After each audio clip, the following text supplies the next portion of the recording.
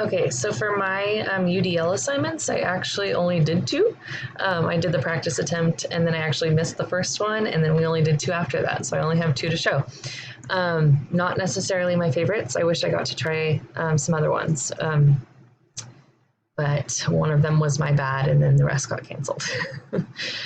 So the first one that I did was, I'm sorry, this is actually the second one I did, is the written reflection.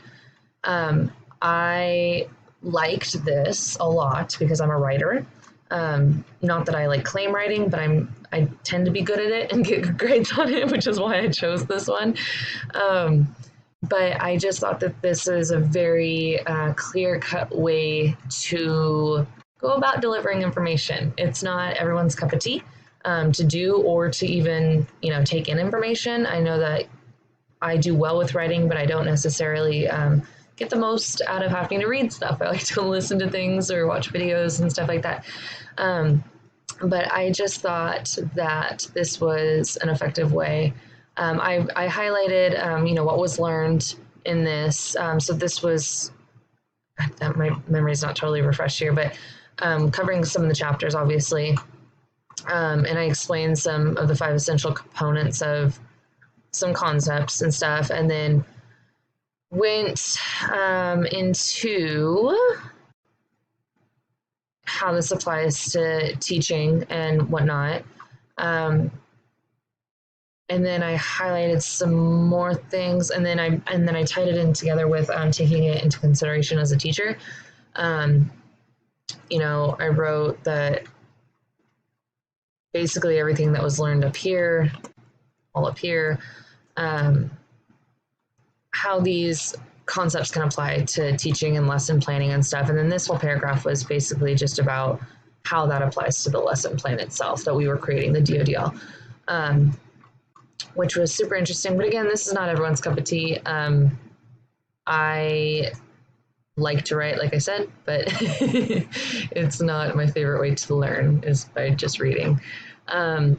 But I do think it's a good way for people. It's the most basic way of education for people to just read stuff.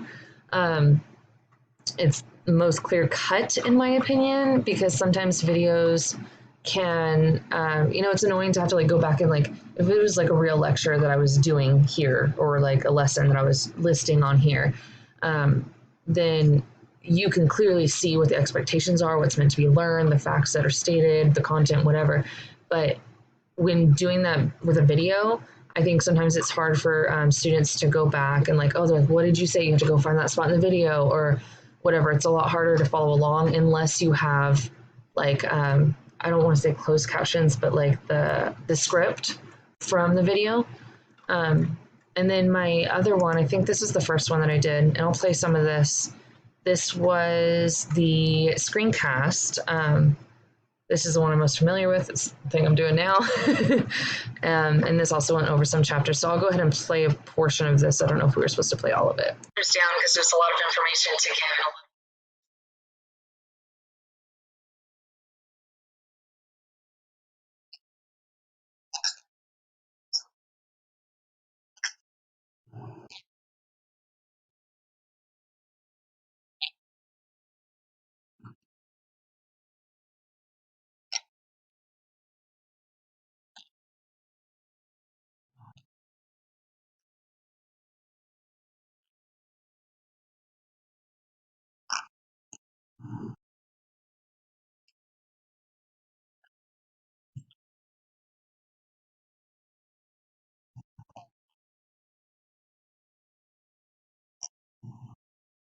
So I think where I failed in this is I should have actually opened up the textbooks and the links to this just so people could see what I was talking about.